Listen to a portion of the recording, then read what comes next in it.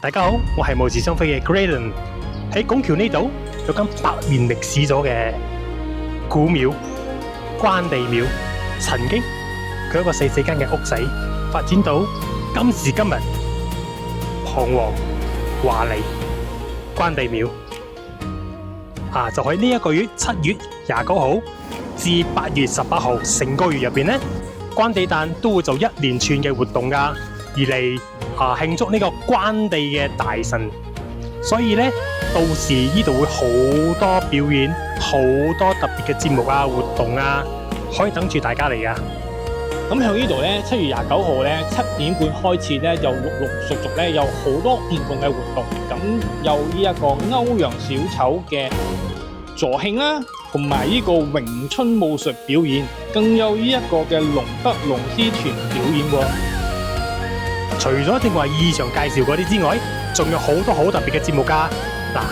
就仲有我哋嘅霹靂怡保青年華樂演奏啦。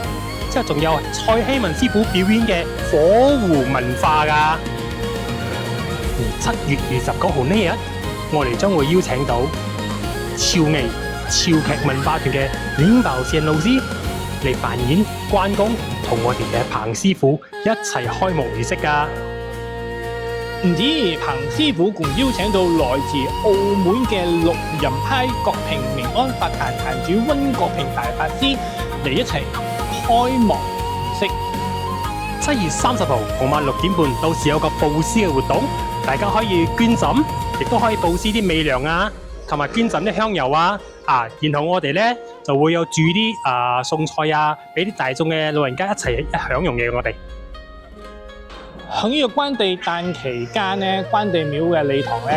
一定要有唔少嘅活動嘅，有文化表演、泰國潮州粵劇、中國粵劇、歌唱比賽同埋學生團嚟表演嘅喎，仲有呢個嘅歌舞團所以記得每日都嚟呢一度行下睇下有乜嘢你啱噶啦。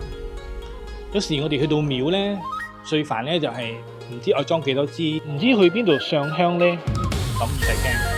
關帝廟呢度咧，佢係有號碼嘅，你順住去，然之後跟住佢幾多支，咁就得噶啦。